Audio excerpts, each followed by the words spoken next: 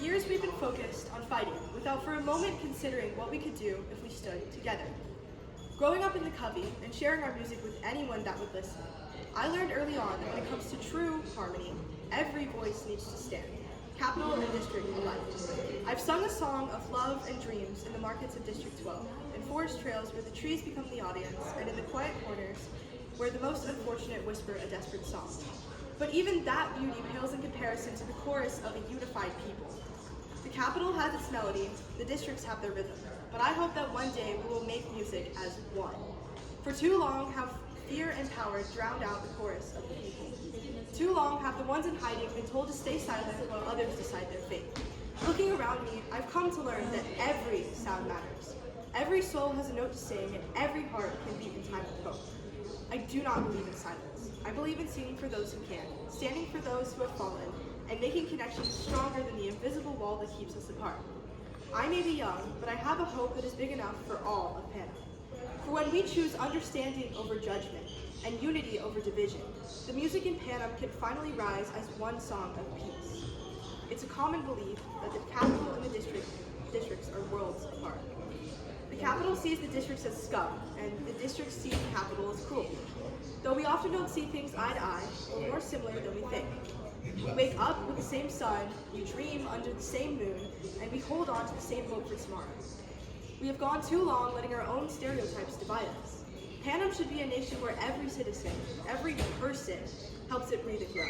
Whether you are capital or district, every voice, every hammer, and every song should come together as one, because we are a single nation, not broken pieces. We must learn to move past our hatred, for it is the only hope for a better tomorrow. Bravery lies in our endurance, and unity will pull us forward. Let peace be our promise, let progress be our song, and let Panama grow in harmony as we start creating a world where all of her children can thrive. However, thriving is impossible with our nation's current way of life. After the war, the capital operated on one mantra, one belief. The capital is greatness incarnate, and the districts are destitute and depraved. Even as a part of the Covey, I can still see that the capital has always been a little cruel to the districts. The districts are treated as if they are animals. They aren't given humane conditions, and they have no real chance of success. The capital believes that district citizens are bloodthirsty, violent people at heart. But they don't realize that they take part in the hurting too. Desperation lingers in the very air, and everyone bites and claws and pulls at each other for a breath of something, anything else. And this is why Panama needs to change. We need to create a nation where we stand on equal ground, with the same conditions and resources. This is why, if I become president, I would unify the districts and the capital so that everyone has access to everything they need for survival. These are all areas we as a nation can grow in, and I will strive to make that change. Now, some people may say that because of my age, I don't have enough experience. They say that without the wisdom of many years, I won't have any idea what to do. But I see my young age as an advantage. I'm a pair of fresh, bright eyes, a new perspective filled with optimism, unbroken hope, and the persistence to acknowledge and amend every one of Panama's problems, however big or small. I will repair and salvage and create healthy policies until it becomes a place that all wants to live. I want to spread empathy and compassion.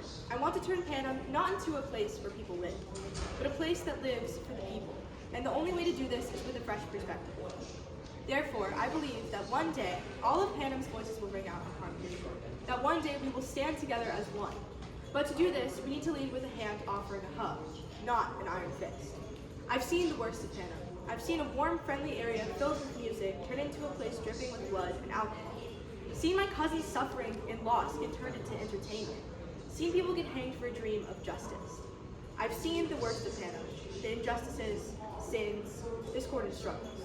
But it doesn't need to be like that. We can all bring Panama together, unify our country.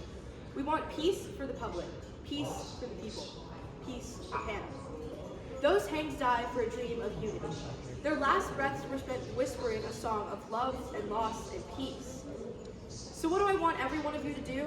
I want you all to dare to dream with me, dare to dream with them. I want all of you to keep this in your heart. Unity in Panama, unity in Panama, unity in Panama.